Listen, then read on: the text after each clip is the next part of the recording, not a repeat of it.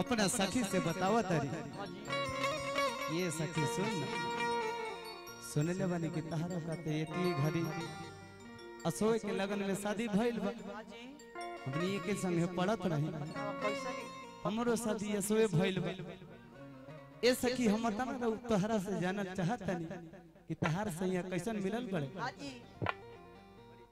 बड़े नीक लागे। अरे जियो ए सखी तहार बलमुआ तो नीक मिलल बड़े बाकी का कही रे हमार नतिया भतार मिलल बा। जब जब आवत सीज पर हमर मैं सपना सोचल अधूरा रह जाता। आज जोने मूड बनाते तब ठोकराई नहीं। हां मैं अपना सखी से बतियावत तारी के सखिया हम अपना बलमुआ के हाल तहरा से बतावत तारी।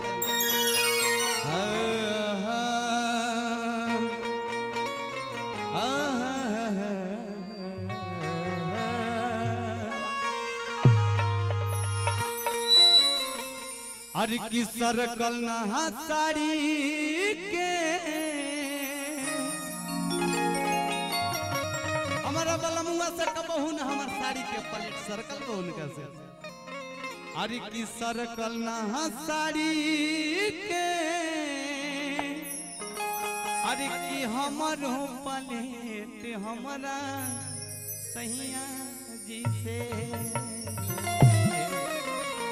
अरे साथी कहिला सखी अरे भरा ना पेट हमारा सैया जी से। अपना भाव में कहा तारी सखिया से किए सखी हमारा सैया जी से कबहू न मन भरल बहु न भरता।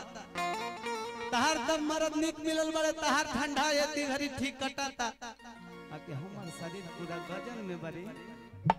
अरे की साची अरे सरकल नहा साड़ी सैया अरे सरकल नहा साड़ी के अरे हमारो पलेट हमारा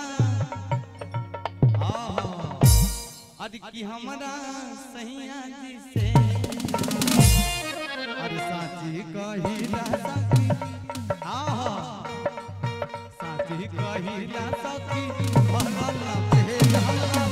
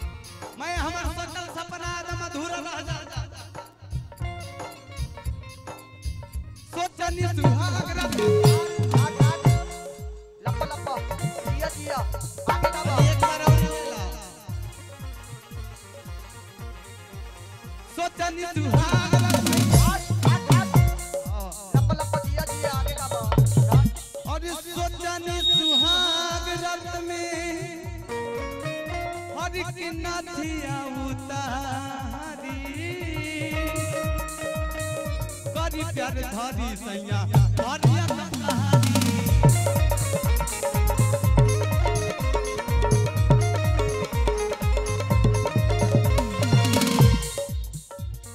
हरी की फूलना साड़ी के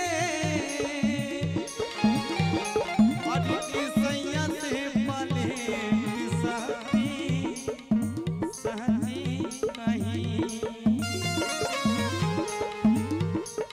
फूलना साड़ी के हरी की हमर पले सखी दुल्हा जी से। अरे साथी कहिला सखी भरला पेट हमरा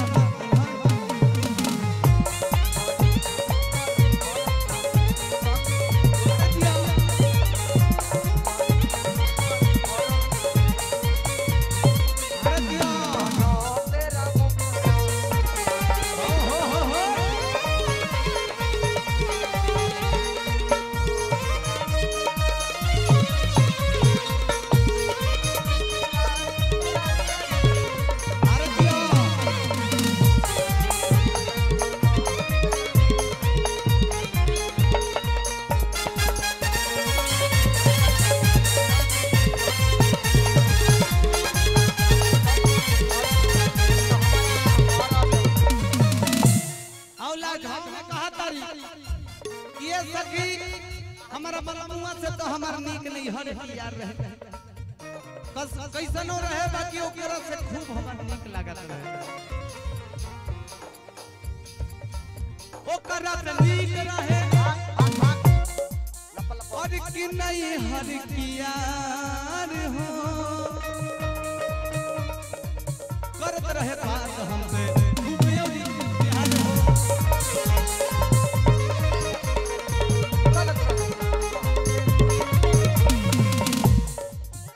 और कि वो करा से नीक रहे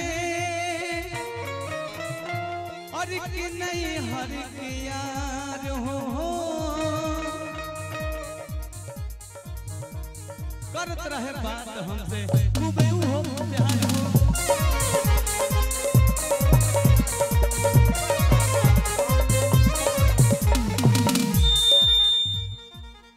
हर की सरकला साड़ी के अरे जियो तारा के जे कोई भी देखोरी मन डलिए हर की सरकला साड़ी के हर की हमर हो पाले ते हमरा हर सहिया जी से चला लगे काम है भैया अरे की सरकल साड़ी के अरे के सैया से हमारो पालेट हमारा हे जे का खोल दबा कि हमारा सैया जी से अरे साथ ही कहिला साथी भला लपेट हमरा